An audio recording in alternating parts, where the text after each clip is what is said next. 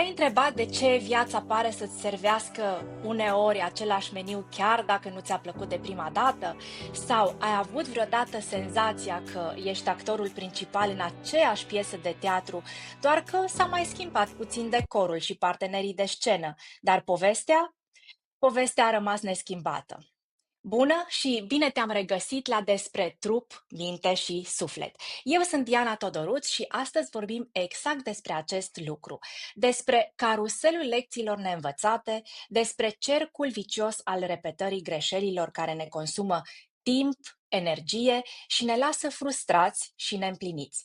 Vorbim despre ce ne facem să repetăm iar și iar aceleași greșeli și cum putem ieși din acest cerc vicios. Și pentru a învăța cum să ieșim din buclă, îl am alături de mine pe Andrei Mihai Atan, a cărui misiune este să vâneze exact aceste risipe de timp, energie și potențial. Andrei vânează de obicei risipele din organizații și întreprinderi. Dar crezi oare că lecțiile neînvățate de acolo sunt chiar atât de diferite de cele din viața noastră? Ei, la această întrebare și la multe altele, haideți să lăsăm pe Andrei să răspundă. Bună, Andrei, și bine ai venit aici alături de noi! Bună, Diana, bine v-am găsit. Mă bucur să fiu iar alături de tine și de voi, toți cei care ne urmăriți, și să abordăm astăzi acest subiect cu greșelile și lecțiile învățate, care într-adevăr sunt o mare risipă și poate că una dintre cele mai grele risipe pe care le avem în viețile personale și profesionale. Hai să spunem că asta nu e prima înregistrare pe care am făcut-o pentru subiectul ăsta, că data trecută nu ne-a ieșit, n-a ieșit sonorul prea bine și este foarte ciudat. Atunci când vorbești despre risipe sau despre o greșeală, uite, ți se întâmplă să o faci. Ce am învățat noi din asta? Da, așa este, nu e prima înregistrare. Prima dată am făcut și noi o greșeală. Dar vezi, a fost o experiență care ne-a învățat lucruri și noi ne-am asumat lecțiile învățate, că ar fi culmea să venim aici în fața tuturor și să nu practicăm ceea ce propovăduim. Și Corect. ne-am luat acum toate măsurile tehnice pentru a ne asigura că lucrurile se desfășoară bine. De asemenea, dacă o să vi se pară că discutăm așa foarte sigur pe noi, și ăsta e un motiv, deja avem experiență și nu suntem la Corect. prima discuție despre greșeli, lecții învățate și risipe. Andrei, tu ai ales să fii vânătorul de risipe. Ce înseamnă pentru tine risipa și cum ai ajuns să o vânezi? Da, sunt vânătorul de risipe și risipa este în opoziție cu valoarea adăugată. Dacă vorbim de business și de tot ceea ce înseamnă îmbunătățirea proceselor, îmbunătățirea continuă a proceselor și toate aceste filozofii, metode, tehnici, framework-uri, Lean, Kaizen, Six Sigma și așa mai departe, Toyota Production System. Um, Mm. Valoarea este tot ceea ce își dorește un client și pentru ceea ce e dispus să plătească. Risipa este tot ceea ce ne ține din a satisface clientul. Nu doar a satisface clientul, ci a satisface și nevoile afacerii, pentru că orice afacere e făcută să aibă profit. Asta înseamnă că valoarea adăugată și risipa sunt legate de un scop. Da, scopul nostru este să ocupăm un vid în piață. Da? Cineva are o nevoie și noi, prin ceea ce creăm, un produs sau oferim un serviciu, realizăm un scop, da? Satisfacem un client. Fără un scop, nu există nici risipă, nici valoare și din punctul meu de vedere există numai haos, pentru că nu ai direcție, nu ai o cale. Mergând acum mai aproape de viața personală, și noi ne stabilim niște scopuri, niște obiective, niște direcții, niște rezoluții, da? Și atunci, tot ceea ce ne duce spre ceea ce vrem să împlinim este valoare. Și aici vorbim de gânduri, decizii, acțiuni, fapte.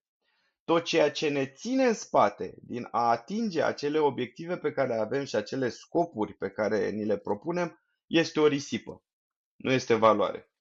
Și atunci acest binom valoare adăugată și risipe se învârt în jurul unui scop și observând tot ceea ce se întâmplă cu noi sau cu afacerea noastră, înțelegem ce este valoare și ce este risipă.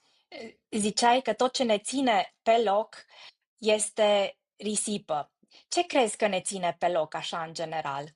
Noi înșine, cel mai mare adversar al nostru și ceea ce ne ține cel mai mult pe loc, vedem în oglindă. Acum este evident că nu putem să fim extremiști cu genul ăsta de afirmații și că sunt o grămadă și de factori externi care ne pot ține pe loc. Da? Vrei să organizezi un picnic, vine furtuna. Da? Nu poți să manipulezi vremea, nu mai faci picnicul. Da? În schimb, Ce faci înăuntru? atitudinea și atașamentul pe care l-ai avut față de acel picnic, adică cum abordez eu acel picnic și faptul că furtuna mi-a stricat picnicul, este ceea ce ne ține pe loc și e momentul în care noi putem să ne tragem preșul singuri. Pentru că dacă Corect. nu înțelegem decursul faptelor, că poate să fie soare, poate să fie furtună, pot să fac picnicul, pot să nu-l fac și învăț ceva din un picnic ratat, atunci eu singur mă țin pe loc cu o frustrare, o supărare, că vai, picnicul meu nu s-a întâmplat, că am mai invitat și oameni la picnicul ăsta și vor fi dezamăgiți. Și atunci, dacă vedem, e tot o proiecție interioară. Frica că n-am făcut supărarea că n-am făcut ce ne-am Frică. dorit, frica că vom fi priviți într-un fel, într-un anumit fel și așa mai departe. Și atunci tot la noi ajungem cu povestea aceasta. Este drept că suntem ființe sociale și unitatea și sprijinul ar trebui să fie reciproc, pentru că în istoria umanității, hai să luăm ultimii 10.000 de ani, să nu ne ducem mai mult, foarte puțini au fost cei care s-au eliberat total de lumea exterioară și au reușit să aibă piloni doar interiori. Conștientizând lucrul ăsta în viața noastră, da? Că noi îi influențăm pe ceilalți prin gânduri, vorbe, decizii, fapte, atunci am putea să fim mai susținători, să ne sprijinim mai mult, conștienți fiind că avem o slăbiciune din a fi afectați de evenimentele exterioare. Iar, bineînțeles, munca cu sinele și cu a înțelege de câte ori îți pui piedici singur în a-ți atinge scopurile și a face ceea ce îți propui. Din ce spui tu, înțeleg că un motiv care ne-ar ține pe loc este frica, este frustrarea, sunt așteptările, ne imaginăm că o să fie nu știu cum și ne e frică că poate nu se împlinesc aceste așteptări și probabil confortul. Confortul pe care ne e foarte greu să-l părăsim. Exact. Confort care poate fi și un construct social, poate fi o chestie socială, dar este mai mult un aspect al creierului uman care își dorește să ne țină în viață, să ne conserve. Da, ne raportăm tot timpul la cele nevoi de bază, conservarea și perpetuarea, da? Și de foarte multe ori fricile nu sunt duse la nivel rațional, nu sunt conștientizate, ci sunt undeva în spate și sunt momentele alea când ne găsim tot felul de scuze sau de fapt ne propunem să facem ceva și nu mai căutăm argumente de ce să facem, ci de ce nu o să meargă, de ce e mai bine să stau cu minte, să nu mai plec și deja noi construim și avem mare încredere că nu e gândirea noastră, raționalizăm, uite, sunt atâtea pericole în direcția aia. Și asta ne ține într-adevăr în confort. Mai devreme, adică înainte să intru în discuție cu tine, urmăream un filmuleț și era o întrebare că toți oamenii de pe pământ poate să fie antreprenori și tipul un antreprenor de succes, miliardar. Spunea nu, clar nu. Și ziceau, primul atribut a unui bun antreprenor, adică un om care pornește pe o cale singur, este o deschidere foarte mare la risc. Adică Mm. frică puțină, risc maxim. Dacă te duci în lupta asta cu slăbiciuni interioare, e posibil să te lovești foarte tare. Și atunci mulți zic, gata, de mâine o să mă risc. Problema e că dacă nu ești pregătit pentru impactul pe care îl au consecințele riscului tău s-ar putea să fii doborât. Și atunci trebuie să înțelegi dacă ești pregătit pentru risc și să faci tot ceea ce trebuie să fii pregătit pentru risc. Să-ți reduci fricile, temerile, să înțelegi că din orice fie câștigi, fie înveți ceva și atunci poți să te duci în direcția asta a-ți asuma riscuri care clar te scot din zona de confort. Adică, Apropo de aceste riscuri pe care ni le luăm și uneori ne e frică să luăm riscuri, că nu știm ce ne așteaptă, probabil o chestie foarte bună ar fi să calculăm ce ar putea să se întâmple și să ne pregătim pentru variante alternative, exact cum ai povestit înainte de picnic. Adică mă uit și eu pe prognoza vremii cu câteva zile înainte și în funcție de ce văd acolo încerc să pregătesc planuri alternative, adică nu să aștept așa să vină ploaia să-mi cadă în cap, că acum chiar ai posibilități să te informezi. absolut, da, și asta face parte din ceea ce în companii, firme, corporații este managementul riscului sau un project management, că mă ocup și cu asta, e managementul riscului. Și te gândești tot ceea ce poate să apară și vezi ce impact poate să aibă asupra direcției în care vrei să acționezi și încerci să preîntâmpini riscurile astea, să reduci deja din potențiala intensitate. Și atunci, da, faci un management al riscului. Problema este că nu toate mințile și oamenii sunt pregătiți pentru a face managementul riscului, în sensul că e posibil să piardă foarte mult timp în managementul riscului, adică să fiu eu sigur că o să fie totul ok, iar apoi când în managementul riscului ce înseamnă? Te gândești la ce poate să fie mai rău. Și atunci când tu îi dai hrana asta minții, da, ce poate să fie mai rău, ea deja creierul începe să zică, stai puțin că eu vreau să te protejez, să te conserv, tu vrei să faci prostii din punctul meu de vedere. Și atunci mai gândește-te, chiar vrei să te duci în direcția, ia uite câte riscuri ai identificat, sunt 20 de propoziții pe lista respectivă. Da? Și atunci trebuie să ne detașăm puțin când facem managementul riscului, să înțelegem de ce îl facem. Îl facem ca să mergem mai prudenți înainte, nu îl facem ca să avem toate motivele să nu mai mergem înainte. Și de asta e un aspect Exact, important. exact. Andrei, la tine, care a fost o lecție pe care ai simțit că o repeți de foarte multe ori înainte să realizezi că e o risipă de energie și de timp pentru tine? Că o chestie la care n-aș putea să spun că sunt 100%, însă am conștientizat-o că s-a tot repetat, este faptul că mă mințeam pe mine însumi. Și un exemplu concret, amânam acțiunea căutând metode de a planifica acțiunea. Adică mă gândeam Mm. care e sistemul ideal de a-mi planifica lucrurile. Îmi notez pe o foaie, îmi pun post-it-uri pe telefon, îmi fac un super planner pe internet cu 100 de căsuțe și cu alarme și cu termene și așa. Și devenise un scop ăsta care de fapt nu era scopul. Scopul meu era să realizez ceva, să ating ceva, să, nu Exact. știu, obțin clienți noi, să îmbunătățesc ceva la curte, la casă, toate activitățile din spectrul vieții. Dar eu mă mințeam că, de fapt, eu trebuie să mă concentrez pe cum îmi planific toate acele activități Să iasă și perfect. aveam impresia că avansez.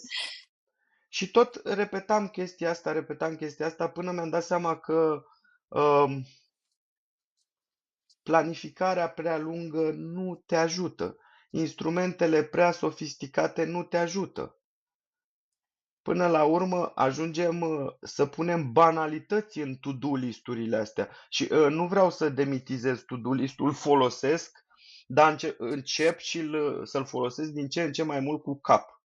Adică stăm comozi pe fotoliu și zicem trebuie să duc gunoiul din bucătărie. Îți dau un exemplu. Da? Și ne luăm telefonul și ne punem to do. Să duc gunoiul.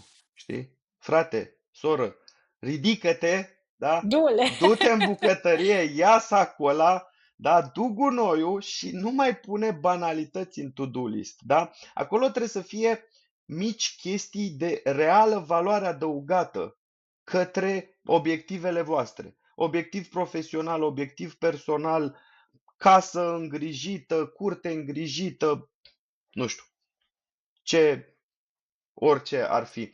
Și asta a fost o lecție pentru mine, cumva mă mințeam că uh, e mai important cum fac decât ce fac. Și atunci când am început să conștientizez și conștientizez tot mai mult asta, pur și simplu fac. E vorba de a trece la fapte și a lăsa vorbele, gânditul, planificarea prea multă și așa mai departe. Din nou, fără să dimitizez planificarea, pentru că sunt domenii în care ai nevoie de o planificare foarte clară, da? Elon Musk vrea să ducă oameni pe Marte. Păi ar fi curmea să facă așa într-o lună o rachetă, să o încarce cu 100 de oameni și să zică dă-i lift-off. Da? Nu, acolo ai nevoie de o planificare într-adevăr detaliată. În schimb, în mici aspecte ale vieții, e mai bine să acționăm, da? Să ducem de la gând la faptă mai repede, nu să trecem prin tot felul de filtre, de planificări, de plannere, to-do listuri și alte chestii de genul ăsta. Asta a fost o lecție. Da, sunt lucruri pe care poate le tragem după noi din copilărie, din educație, uh, pentru că și eu simt uneori că încă nu am scăpat de meteahna comparației cu exteriorul și e o muncă foarte, foarte asiduă ca să reușești să treci peste asta. Și știu că este o greșeală, pentru că niciunul dintre noi nu ar trebui să ne comparăm cu alții, pentru că suntem unici cum ar veni și facem lucrurile într-un fel unic și gândim probabil unic. Și atunci este irele și scopul a ceea ce facem este unic. Și atunci este irelevant să te compari cu alții care poate au alte scopuri, gândesc diferit și sunt într-un context diferit. Dar e o muncă asiduă cu interiorul, cu sinele, ca să zic așa, să scapi de a te compara tot timpul cu cei din jurul tău. Și bineînțeles că tu nu ești atât de bun ca și Da, ceilalți, normal, evident. normal și dacă stăm să ne gândim, te compari cu cei, să spunem, mai buni ca tine, te deprimi. Da, ia uite, ăia sunt Da, mai buni, mai frumoși, mai rapizi, mai devreme da. acasă. După aia te compari cu cei mai slabi decât tine, da? Și atunci apare Se întâmplă și automulțumirea. asta. Poți să apară automulțumirea. Sunt ok, nu mai trebuie să evoluez, ia uite, unii sunt mai sub mine. Da, ar trebui să te compari cât de apropiat sunt astăzi de viziunea mea și scopul meu față de cât am fost ieri. Adică e povestea cu broscuțele, nici nu mai știu, am zis-o în podcastul anterior, broscuța care urca un deal, s-a făcut o competiție și urcau toate și urcau și toată lumea urla jos, haideți mai departe și când se apropiau de vârf începeau să renunțe tot mai multe și cei de jos de la susținere au trecut la vai, de ce faceți asta, ce vrei să demonstrezi, n-a mai făcut nimeni asta, renunțați toate că e periculos, îți pui viața în pericol, bla bla. Și au renunțat toate până la urmă a ajuns una în vârf. Mirați toți cum a ajuns în vârf. Și când s-au dus la ea să o întrebe, și-au dat seama că e surdă. Absurd. Da. Și asta e și cu raportarea la exterior și cu comparațiile. Uneori trebuie să fim puțin surzi, să ne uităm în ograda noastră și încotro vrem să mergem. Și exteriorul, chiar și fiind bine intenționat, da? Uneori te oprește din drumul tău, ca să fii mai sigur, să-ți fie bine, dar din punctul lor de vedere, da? Pentru tine poate altceva înseamnă siguranța sau binele, nu? Mhm, Și apropo de greșelile cred că sunt inerente cumva și în univers, nu numai pentru noi oamenii. Căci prin mici greșeli se creează acel feedback de care are nevoie orice acțiune ca să se îmbunătățească, că fără greșeală rar se întâmplă să iasă ceva fix din prima perfect sau cum ar trebui să fie. Ce zici? Diana, ce zic este că ar fi bine, în primul rând, să definim greșeala. Așa cum am, desfi... Corect, Așa cum am definit corect. risipa, trebuie să definim și greșeala care, la fel, nu cred că are o definiție universală. Că ceea ce eu fac greșit, unii o să vadă ca fiind o greșeală, alții nu o să vadă ca pe o greșeală. Mhm. Și atunci este important să înțelegem când greșim. Acum definiția care îmi vine acum pe moment, când rezultatul obținut este diferit de cel așteptat. Vreau să mut, Dar să știi că mi se pare relativă definiția, vreau să adică mut depinde din ce perspectivă privești. două pahare din mașina de spălat vase în dulapul de deasupra. Le prind pe amândouă, ajung doar cu unul, unul cade și se sparge. Intenția inițială, scopul era să ajung cu două pahare. Am ajuns cu unul, am greșit. Dar cred că e prea rigidă, nu ți se pare? Adică, Și atunci ce e greșeala? uite, acum că vorbim despre ce este greșeala, să știi că îmi dau seama că, de fapt, cred că este un concept artificial. Probabil doar atunci când persiști într-un comportament care îți face rău, să zicem, poate fi o greșeală. Sau, nu știu, ai Poate fi. rezolvat un exercițiu de matematică și, Vezi, cum nu ai știu, zis tu, în loc poate, de rezultatul corect, este rezultatul greșit. Aia este o greșeală. Dar, poate intervine mintea de inginer la mine, dar din nou greșesc. Adică ce mă aștept și ce iese prin acțiunea mea. Da? Vreau să montez o priză. Trebuie să pun albastru la albastru, dar eu am pus maro la albastru. Nu merge priza, am greșit. Așteptarea mea inițială era să montez o priză funcțională. corect. Rezult... Dacă o iei așa, strict, da, este o greșeală. La fel cum am zis și la matematică, dacă nu ți iese rezultatul corect, îți iese ăla greșit. Deci, calculul este greșit. E o greșeală. Da, și acum dacă ne ducem în relațiile dintre oameni,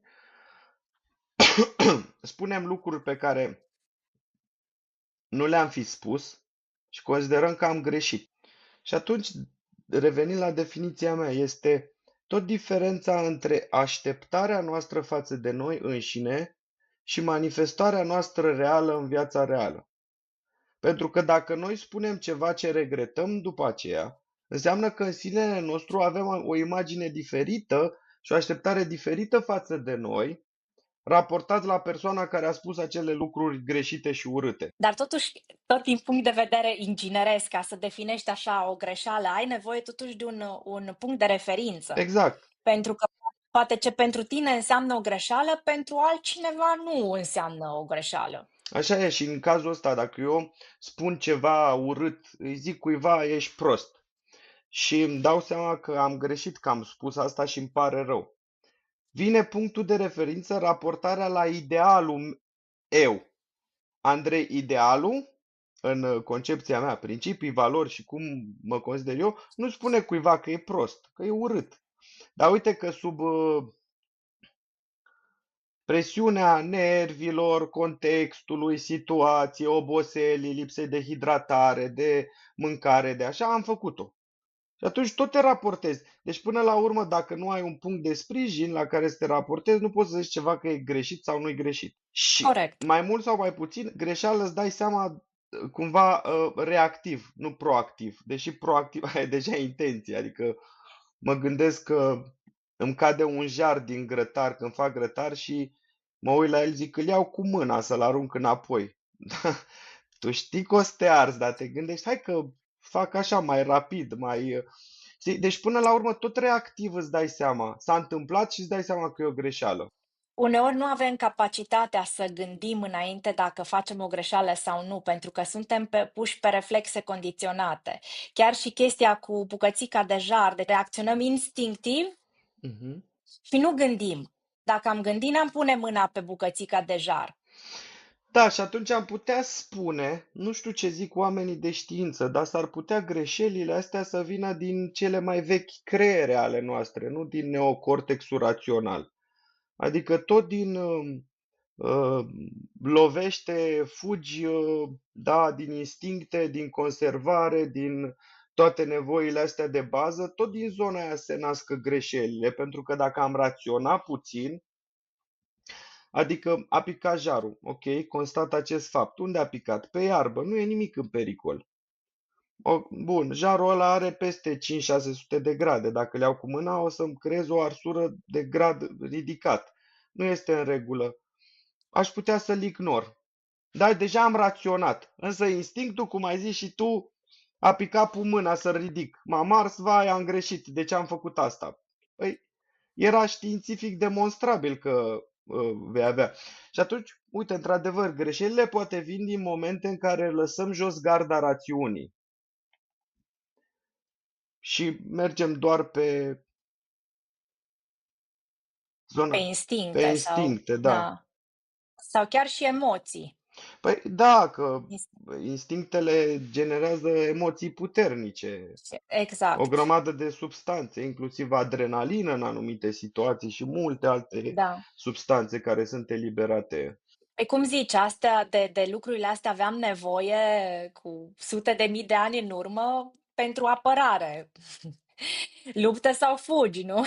Bine, acum Și la... acolo nu ai timp să te gândești, acolo trebuie să acționezi în moment. Da, așa este.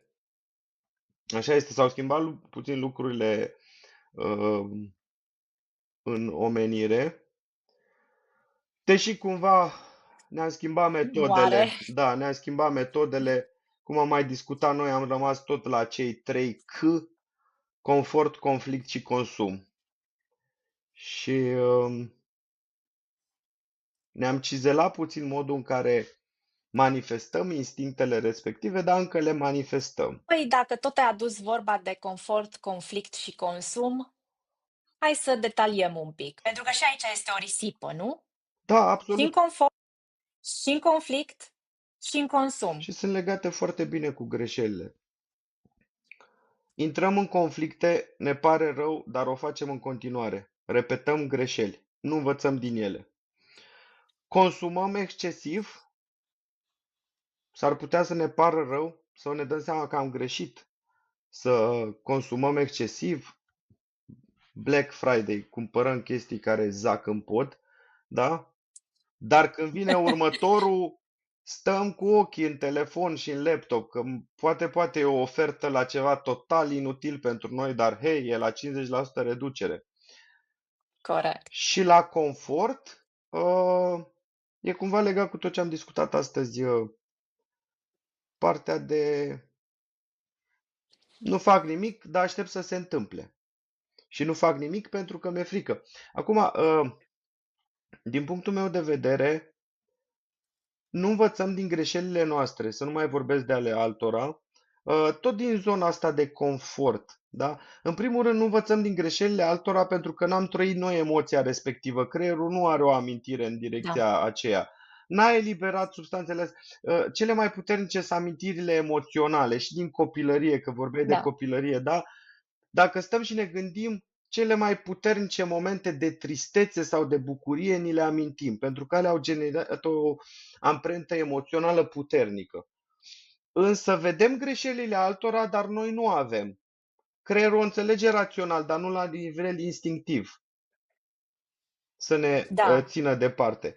Raportat la a învățat din greșelile noastre, este tot vorba de confort. De ce? Pentru că greșim și la un moment dat ni se năzare, hai să fac lucrurile diferit. Și azi diferitul înseamnă schimbare. Schimbarea este un steguleț roșu pentru creierul nostru acolo în spate. Ei, Saoleo, dar dacă tu te pui în pericol, dacă tu faci ceva care te strică, ia gândește-te da. bine, da? Și rămâi în confort. Din o grămadă de frici și ți apar justificările alea. Nu mai fac asta, că uite câte rele se pot întâmpla. Da, drobul de sare, că în încercarea noastră anterioară am și zis de drobul cu sare și asta e, rămânem acolo în drobul cu sare. El nu cade, noi tot stresați Și e o buclă. Ne lamentăm sub Da, drobul de e sare o pe buclă. care ar fi mai simplu să-l Exact. luăm de acolo sau să facem ceva, să îndepărtăm, Da, te ridici și îl iei. posibilitatea. Ți-e frică Da, că vine pisica și trântește drobul cu sare, dar tu nici n-ai pisică. Da? Știi? Deci ajungem și în din astea absurdități mentale. dar poate are vecinul, nu? Da, și Pisică. atunci nu învățăm de la alții pentru că nu este uh, integrat, da? Nu avem acea amprentă a respectivei greșeli și tindem să repetăm greșelile noastre pentru că sunt în zona de confort. Măcar știu la ce să mă aștept. Rațional sună stupid eu acum gândindu-mă că îți spun lucrurile astea, știi? Hai să mai fac o dată greșeala asta, dar nu o facem rațional. Da? Nu. Rămânem pur și simplu doar în confort. Mhm. Păi probabil rămânem acolo până în momentul în care devenim conștienți de faptul că am putea face altfel cu un rezultat diferit și poate mai bun decât cel care îl obținem întotdeauna făcând aceeași acțiune. Corect, Și da, ai spus cu alte cuvinte ceva care e așa un slogan în meseria mea de îmbunătățire și optimizare de procese, să faci continuu același lucru și să aștepți rezultate diferite este total stupid, e o prostie. Nu poți să aștepți rezultate diferite. Trebuie să schimbi ceva la rețetă, da? e- exact, Tot exact. faci Și apropo clătite, de tot faci clătite și pui gem de prune și tu îți dorești să aibă gust de smeură. Și continui să pui gemul de prune, și te gândești, bă, dar mă frustrez, de ce n-are gust de smeură? Păi trebuie să cumperi gem de smeură, adică să schimbi ceva, să te duci într-o altă direcție, exact. să pui mâna pe alt borcan. Și asta poate fi o analogie cu viețile noastre. Tot timpul luăm borcanul de gem de prune. Ia-l și pe ăla de smeură, ia-l și pe ăla de gutui sau mai știu eu. Dar spuneai mai înainte de faptul că cele mai puternice memorii sunt înmagazinate în creierul nostru prin experiența proprie și de aceea ne este foarte greu să învățăm așa din greșelile altora sau din ce ne spun, uite, părinții când am fost adolescenți, cât am ascultat de părinți sau eu am acum un băiat, un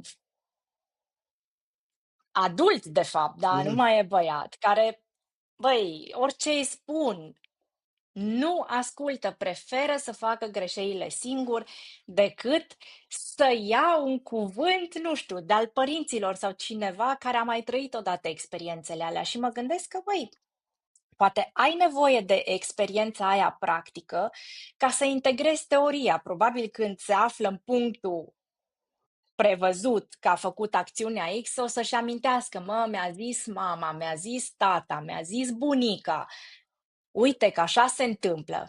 Acum o să știu pentru data viitoare. De... Da, așa este cel mai probabil și noi, cel mai probabil. Cu siguranță și noi am făcut același lucru, cum fac copiii noștri și n-am învățat din ce ne-au spus ceilalți, am preferat să învățăm pe pielea noastră. Și tind să mențină teoria că pentru noi creierul nu avea istoric, doar auzea rațional niște cuvinte. A zis, nu știu. Și când află, acum știu, nu mai fac. Sau dacă, Da, sau dacă mai fac, fac pentru că știu cum e. Și nu e chiar periculos, dar, de exemplu, că vorbeam în încercarea noastră, în prima încercare de relații toxice. Și eu am fost așa într-un șir de relații toxice. Știu mulți oameni dintre prietenii mei, dar nu te înveți la prima, vezi? Te duci în a doua, a treia, a patra, mă refer la adolescent, liceu, facultate, perioada aia tinereții și faci aceleași greșeli. Și stai acum și te gândești, dar de ce făceam asta? Păi cumva era confortul, era zona cunoscută. Da, ne era frică să ieșim e ceva ce căutai de fapt Da, la noul partener. da, și căutai tot timpul A- aceleași lucruri, deși știai că e și nasol data trecută. Dar nu te învățai minte de ce? Pentru că era confortabil, altfel trebuia să schimbi ceva. Și acum cu schimbarea este complicat tare pentru ființa umană, Programarea neurolingvistică, NLP-ul, vorbește despre te schimbi cu adevărat prin șoc sau repetiție. Să ne creăm singuri șocuri e Da. greu, că ne oprește creierul, tocmai vrând să ne conserve. Se mai poate și asta, dar nu e recomandat. Avem la îndemână instrumentul repetiției, pentru că până la urmă și îmbunătățirea continuă, Kaizen-ul ne spune pași mici care adunați dau un rezultat mare. Dacă eu îmbunătățesc o chestie pe zi la mine, la sfârșitul unui an am îmbunătățit 365 de lucruri, care sunt o grămadă. Da, cu pași mici, nu? Absolut, pași mici, pentru că, Și siguri. da, pentru că așa cumva păcălești sistemul automat pe care l-ai în creier să se simtă confortabil.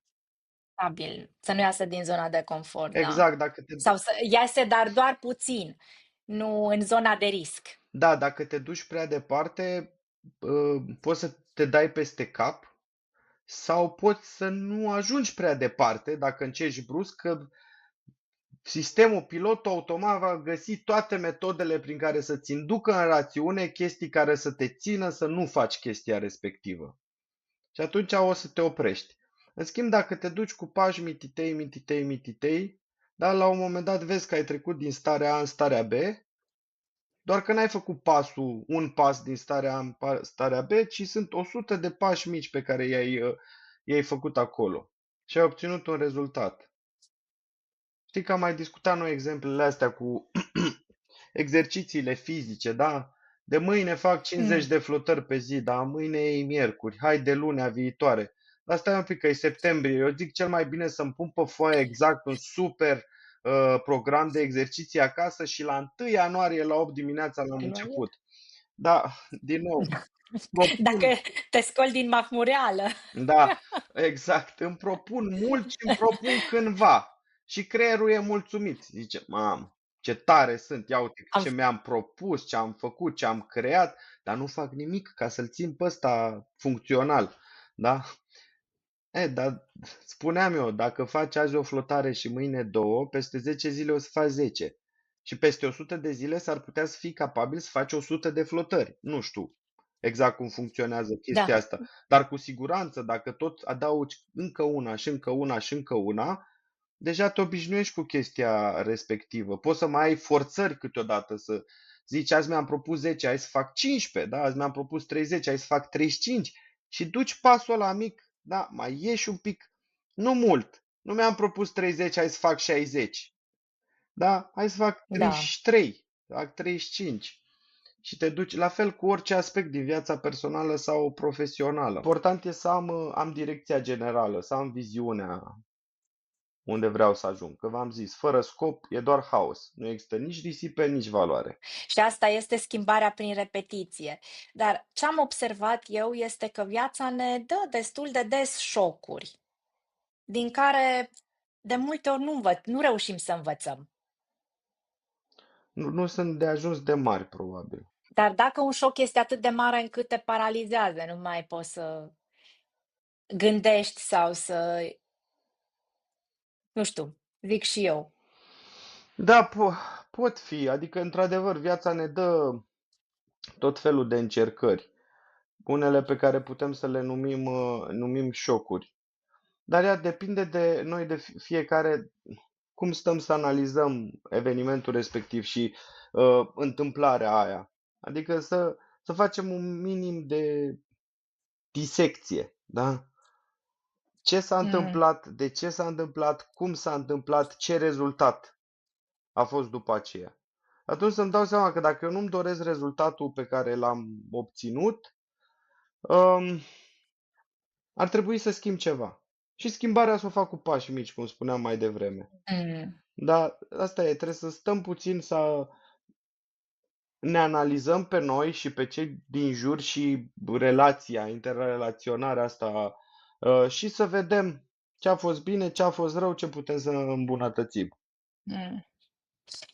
Dar asta este atunci când ajungi să îți și asumi responsabilitatea a ceea ce s-a întâmplat. Dar, în general, oamenii încearcă să arunce responsabilitatea în cârca, nu știu, sorții, a lui Dumnezeu, a partenerului, a oricărui, oricărei alte persoane decât ei înșiși. Păi dacă așa este cel mai confortabil, adică îți dai seama că nu-i plăcut să fii de vină de ceva. Și ăsta e un status quo, Diana. Mi se pare că așa suntem noi construiți. Tot timpul proiectăm în exterior vinele. Dar mie mi se pare că în asumarea acestei vine este și o chestie de foarte mare putere. Adică când realizezi că da, eu sunt cel care m-am adus în situația asta, păi realizez că eu am puterea să și ies din ea. Deci mie mi se pare un act de foarte mare putere să zici și să fii bucuros să zici eu am fost de vină, pentru că atunci tot tu poți să faci lucrurile diferit. Să știi că așa este un mare act de curaj să treci de la starea mi-e frică de ce o să fie mâine la știu exact ce o să fie mâine pentru că eu sunt cel care decide și eu sunt cel care acționează. Da, e un mare act de curaj și o mare asumare. Acum, Unii, să știi unii, exact ce o să fie mâine, nu o să poți, ba da, 100%. ba da, pentru că poate să-mi fie frică că mâine poate să mi se întâmple ceva Ok, rău sau în să sensul înceapă ăsta. încă un război sau să mai pierd o sumă de bani sau nu știu ce. Adică trăim în profundă anxietate de viitor. Să nu ne mințim, toți avem anxietăți și proiectări din astea ale viitorului și scenarii care ne apar. Și atunci eu vorbesc de trecerea de la a lăsa scenariile și a crea tu scenariul. Adică Dar este eu adevărat. știu ce o să se întâmple pentru că eu îmi creez realitatea. Nu mi-e frică că o să fie o grămadă de factori exteriori care o să-mi facă ceva nasol. Ok, dar ăia vor exista întotdeauna și nu tot timpul ai control asupra lor. Sunt foarte puține lucruri asupra cărora nu avem control real. Vremea, da, e unul dintre ele. Natura și deciziile luate de alții în putere, de exemplu, care te pot lăsa pentru un moment fără control, să zicem așa. Bine, Dă-mi un exemplu. bun, decide comânduirea țării că vrea să intre în război. Nu poți să controlezi acest fapt. Bine, în acest context poți să înveți să te miști altfel, astfel încât să reușești să răzbați. Da? Da, ok, decid conducătorii că vor să intre în război. Aia e decizia lor și ceea ce fac ei. Dar tu după aia ai o infinitate de decizii raportate la tine sau la familia ta ce poți să faci mai departe. Corect, corect. Și aici vreau să ajung, că întotdeauna, indiferent de ce se întâmplă în exteriorul tău, chiar dacă nu ai control absolut, pentru că nu poți să ai control asupra a ce fac ceilalți, asupra vremii, asupra naturii, dar tu întotdeauna poți să îți găsești controlul și să acționezi astfel încât să găsești cea mai bună soluție pentru tine sau pentru familia ta sau pentru grupul tău pe care vrei să îl conduci, să-l protejezi sau whatever. Da, raportat la ceilalți, dacă nu ne ducem până la conducătorii țării și așa mai departe, am o opinie separată. Nu îi controlezi și nu e normal și moral și firesc să-i manipulezi. Dar poți Dar să. nu aveam la asta, Dar da. vreau să zic că tu nu controlezi deciziile celorlalți, dar le poți influența prin persoasiune. Dacă tu vrei să creezi Ok. un mare plan, un mare business, un mare eveniment, da? Tu atunci poți să-ți atragi parteneri, investitori, colaboratori prin modul în care prezinți lucrurile astea. Și atunci tu nu-i controlezi decizia, dar îi poți oferi toate argumentele astfel încât decizia să fie în favoarea scopului tău, care bineînțeles îl ajută și pe el. Corect. Este un win-win. Însă, la fel, eu sunt prudent în a considera că nu putem controla deloc oamenii din exteriorul nostru. Bine, controla asta parcă are și o conotație negativă așa. Dar tu poți să Da. controlezi colaborarea pe care o ai cu cei din jurul tău. Sigur, asta este o nuanță pe care tu ai adus-o și îți mulțumesc, că nu m-am gândit și la aspectul ăsta. Cu siguranță. Ideea este că, mă rog, Părerea mea personală este că nu poți să fii sigur, 100% sigur de nimic pe această planetă și, în primul rând, ca să reușești să scapi de anxietate și frică și toate cele care vin la pachet, este necesar să înțelegi acest lucru și să ți-l asumi. De acord, nu poți să fii 100% sigur de nimic din ceea ce e în exteriorul tău, însă prin controlul și înțelegerea de sine poți să fii sigur 100% de ceea ce gândești, decizi și îți propui să faci tu. Și atunci, ă, Asta susțin. în sensul ăsta că dacă eu îmi propun mâine să mă duc la Sibiu, ce mă oprește? Furtuna puternică, stau un pic până trece, mi se strică mașina, iau trenul, nu mai merge trenul, o iau pe jos, iau stopul. Mai devreme sau mai târziu tot ajung la Sibiu. Deci dacă vrei să ajungi, sigur, ajungi oricâte piedici ți se pun în cale, la fel ca și meșterul Manole, nu? Care a construit Da, biserica sau mănăstirea cu mari sacrificii. exact, exact. Și asta zic că este o mare curaj, într-adevăr, să revenim de unde am plecat, să treci de la toată lumea e de vină. Da, aici fac o paranteză. E greșit să zici eu sunt de vină. Nu, nu, eu sunt creatorul a ceea ce vreau să mi se întâmple. Si- Și atunci, Situației, da, da. situație. Și eu mi-asum și decid și acționez prin gânduri, vorbe și fapte în direcția în care vreau să merg. Da, și atunci nu poți fi sigur de nimic, nu poți controla nimic, dar cred că poți să controlezi întru totul ce gândești, spui și faci și să poți să fii Da, sigur că ce gândești, spui și faci chiar există, adică că o faci tu, adică ai o siguranță de 100%. Știi? chiar o faci. Da, Da. chiar o faci. Chiar o faci. Și atunci, luând toată bucata asta de discuție și punând-o în fața greșelilor, e genul de atitudine care ne este necesară să învățăm din greșeli. Adică să înțelegem că au fost niște greșeli, am fost eu de vină, au fost alții, natura, în fine, conducătorii, a fost cineva de vină. Dar rezultatul nu mi-a plăcut și atunci eu am puterea de a face ceva diferit în viitor pentru a obține un rezultat diferit. Așa, pentru cine persistă în greșeală, care sunt, că probabil sau nu probabil, sigur, când persiști nu ești conștient că te afli, că greșești în continuu, da? Care ar putea fi niște semnale de alarmă care să le atragă atenția? Băi, aici fac eu ceva care ar trebui să schimb data viitoare, că nu-mi place. Trebuie să fim foarte realiști și în același timp, iară, poate e tehnicul și omul de știință din mine.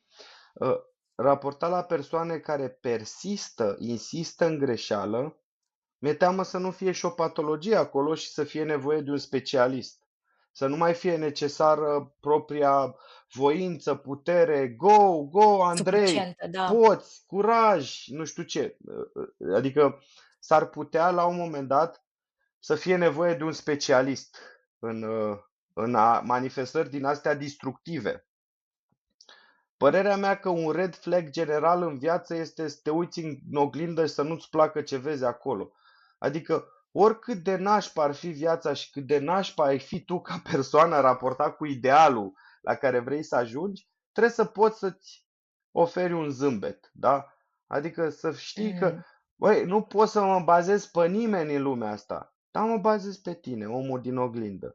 Nu pot să am încredere în nimeni în lumea asta, dar hai să am încredere în tine, în omul din oglindă. Nu când ți-o pierit bazatul și încrederea și plăcutul la ceea ce vezi acolo, ăla este un steag roșu cât Casa Poporului, da? Acolo, poate deja m-am dus la extremă, poate acolo chiar ai nevoie de ajutor de specialitate. Dar hai să diminuez extrema, să zic, când apar nemulțumirea de sine așa și lupta de sine, da? Te duci din extrema aia învinovăți pe toți ceilalți să porți tu vina pentru tot ce se întâmplă în lumea asta. Trebuie să fie un echilibru, dar cred că aici e un steag roșu. Apoi, nu faci pași în direcția a ceea ce îți dorești. E cel mai mare, unul dintre cei mai mari red flags pe care poți să-i ai, da? Nu avansezi, Da. stai pe loc, procrastinezi. N-am chef. La prânz.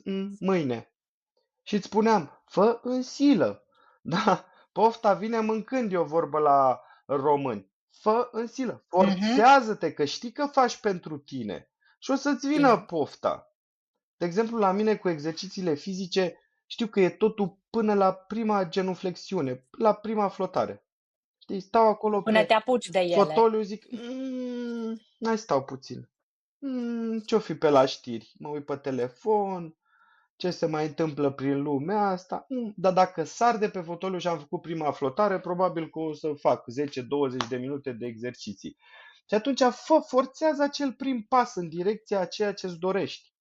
Forțează acel prim pas pentru a nu mai repeta greșelile pe care știi că le-ai repetat în viață.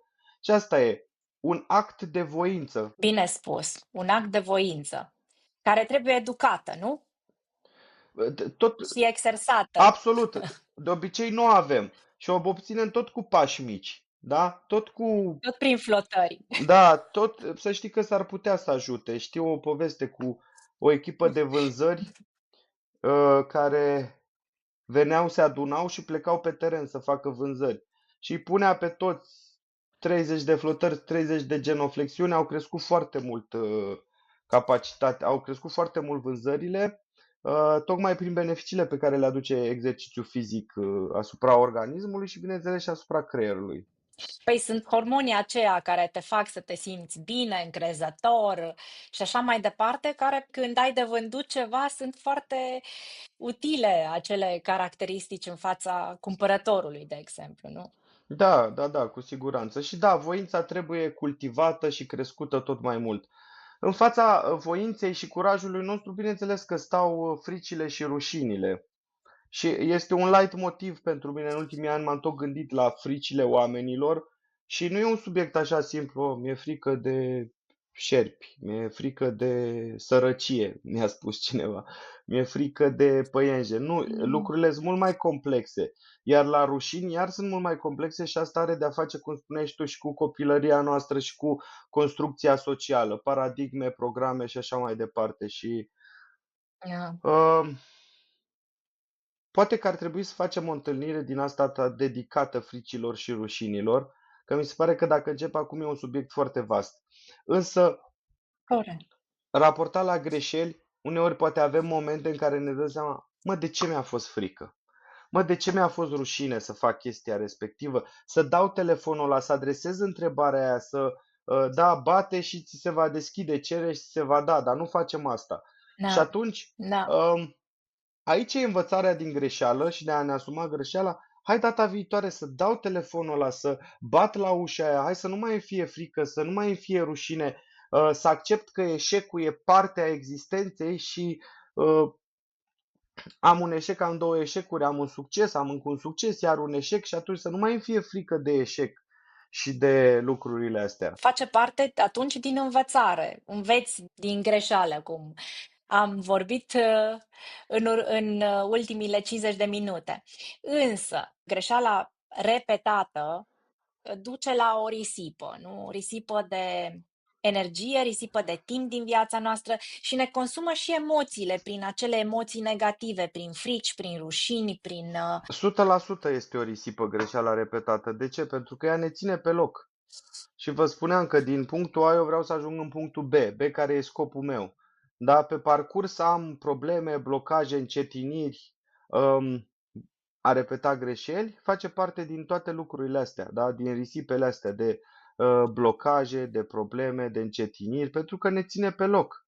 Da? Noi dacă greșim nu înaintăm, ci stăm într-o buclă acolo. Și da, este o mare risipă pentru viețile noastre. ne gândim după ce am fi putut să realizăm dacă am Mhm. fi avut curajul sau ambiția sau voința sau ce ne-a lipsit, de fapt. Exact, și în mediul profesional este domeniul calității, calitatea. Există acele idealuri, zero defecte, zero greșeli, zero rebuturi în total quality management și în quality management, pentru că orice greșeală, un reboot, dacă eu creez un produs și este un reboot în sensul în care nu și-l dorește clientul, am pierdut pe toate planurile. Dar clientul nu-mi dă bani pe el și este nesatisfăcut. Eu am muncit degeaba. Da? Dacă e un produs perisabil sau ceva, trebuie să-l arunc la gunoi, am pierdut materie primă, am pierdut timp, am pierdut bani creând, Bani, da, am resurse și am pierdut și un client care poate văzând că eu am creat un reboot și nu produsul pe care și-l dorea, da, la fel, și greșelile sunt niște rebuturi ale existenței de zi cu zi uh, și atunci trebuie să învățăm din ele și data viitoare să creăm un produs mai bun al experienței care satisface ce? Nevoile clientului. Clientul suntem tot noi și scopul nostru. Noi. Scopul nostru Da. e clientul și atunci noi vrem să satisfacem acel client. Și nu vrem să-i dăm rebuturi, pentru că el nu o să fie mulțumit și să se îndepărteze de noi. Greșelile sunt niște rebuturi și atunci, învățând din ele, să nu le mai repetăm, începem să ne apropiem cu pași mici, dar hotărâți de scopul nostru. Și acum, spre final, care sunt niște pași sau niște sfaturi pe care le dai cuiva ca, după o experiență dificilă, după o greșeală, ce ar putea să facă să învețe din acea greșeală? În primul rând să mănânce bine, să bea foarte multă apă. Nu poți să gândești cu deshidratat, fără glucide, fără proteine, fără tot ce are nevoie creierul, inclusiv colesterol și sare și zahăr. Bine, nu exagerat. Adică, după o greșeală serioasă, dacă vrei să nu mai repeți, tu trebuie să fii în forma fizică și mentală necesară de a învăța Mentală? ceva. Am o procedură eu și în viața personală, dar o recomand, am făcut-o și în echipe profesionale. Când apare o problemă, hai să nu, dacă nu e sfârșitul lumii cu problema respectivă, hai să nu vorbim 24 de ore despre ea. Adică, știi, de ce? Eliminăm partea instinctuală din Mm. propoziție, știi? Las un pic rațiunea, Emoțiile. elimin Da. emoții, instinctul, elimin emoțiile și las puțin rațiunea să o discearnă. Și da, asta ziceam, să fim hrăniți bine, să fim hidratați bine, să nu abordăm problema, greșeala respectivă o vreme, să o încolțim așa și după aia să o cucerim cu totul, în sensul care puneți pe foaie cu pixul în mână sau la tastatură ce s-a întâmplat, descrieți ce vă doreați, ce ați obținut, ce a fost greșit, de ce a fost greșit, care au fost toți factorii care să ducă o greșeală, da? Cum am simțit fizic, emoțional, dar toate Da. lucrurile astea, puneți-le pe foaie și aici vorbim într-adevăr de o greșeală mai mare, da? Că acum nu o să stau la fiecare, da, am băgat USB-ul invers și mi-a zis Andrei să mă duc să beau apă, să mănânc, să mă gândesc până mâine nu mă gândesc de ce am băgat USB-ul. Nu, nu genul ăsta de greșeli, da, greșeli serioase. Da. Alea le atacăm cât putem de serios, în modul la care scriem, da? E o vorbă în rezolvarea structurată a problemelor, o problemă descrisă cât mai mult, cu cifre, date, fapte, este aproape rezolvată. Și atunci așa și cu greșelile noastre. Le disecăm, efectiv, și le punem pe foaie. Și ideal ar fi cu pixul în mână și pe foaie de hârtie, pentru că activăm și alți centri nervoși, alte aspecte. Și de acolo stabilim ce vrem să facem diferit pe viitor. Nu prea multe, nu vă faceți to-do list cu 50 de chestii, pentru că nu o să se întâmple, o să fie doar iar un confort al creierului. Mamă, ia uite câte mi-am stabilit. Nu. Două, trei lucruri minime de bun simț care vă asigură că nu se va mai repeta greșeala, pentru că voi prin analiza pe care v-am spus-o veți înțelege cauza rădăcină a greșelii. De ce? De ce? Exact. De ce? De ce s-a întâmplat lucrul respectiv? Și atunci eu de acolo trebuie să extrag doar 1-2 lucruri pe care să le fac diferit, cu pași mici, dacă nu pot să le fac imediat, astfel încât greșeala să nu se repete. Mulțumesc, Andrei, pentru acest plan. Consider că este foarte detaliat și ne poate fi foarte de ajutor. Ai spus nu pentru orice mică greșeală sau minoră care ni se întâmplă în viața de zi cu zi, ci Da, pentru chestiile mai mari, dar și pentru cele mai mici putem să ne oferim câteva minute de reflexie, uh, ce n-a funcționat, ce aș fi putut face mai bine, ce pot face mai bine data viitoare, nu? absolut, absolut. Bine, din nou, nu am băgat USB-ul greșit și mi s-a rupt plasa. Nu, să nu facem Data overthinking. viitoare, Da. da, data viitoare mă uit mai bine cum bag USB-ul. Mhm. Bine, în funcție de mărimea problemei este și durata de timp pe care o dedicăm Clar, soluționării problemei, nu? clar. Ok. Și acum că ne-am apropiat de final, este un ultim gând pe care dori să-l împărtășești celor care ne privesc sau ne ascultă?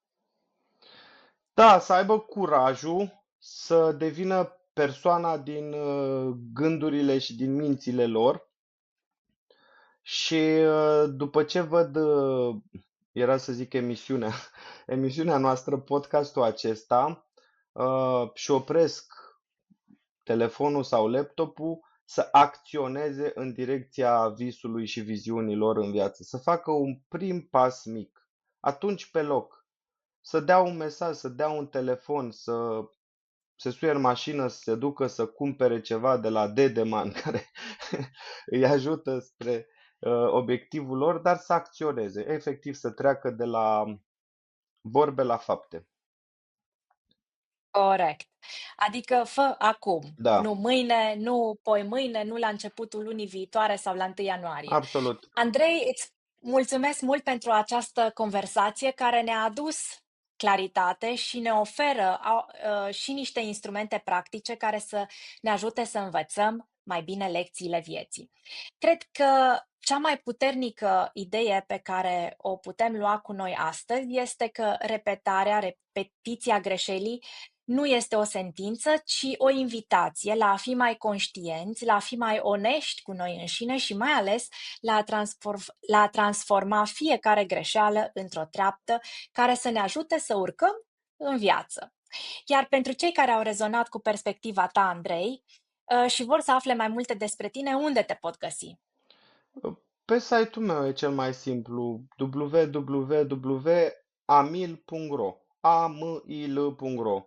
Acolo e despre ceea ce sunt și fac ca vânător de risipe și sunt și niște linkuri către zona mea de social media unde mă manifest. Andrei Mihai Atan, vânător de risipe, amil.ro. Perfect! Acum trebuie să ne luăm rămas buni. Vă mulțumim celor care ați fost astăzi alături de noi și vă las cu o provocare, o întrebare pe care să o luați cu voi. Care este lecția din viața voastră pe care aveți cea mai mare nevoie să o învățați acum? Aștept cu mare nerăbdare gândurile și răspunsurile voastre în secțiunea de comentarii. Și dacă v-a plăcut acest episod și vreți să fiți alături de noi în continuare, nu uitați să vă abonați la canal. Apăsați clopoțelul și, de ce nu, trimiteți această conversație și unui prieten care poate are nevoie să audă aceste cuvinte. Eu sunt Diana, vă mulțumesc că ați fost aici. Până data viitoare aveți grijă de voi și de lecțiile voastre. Pe curând!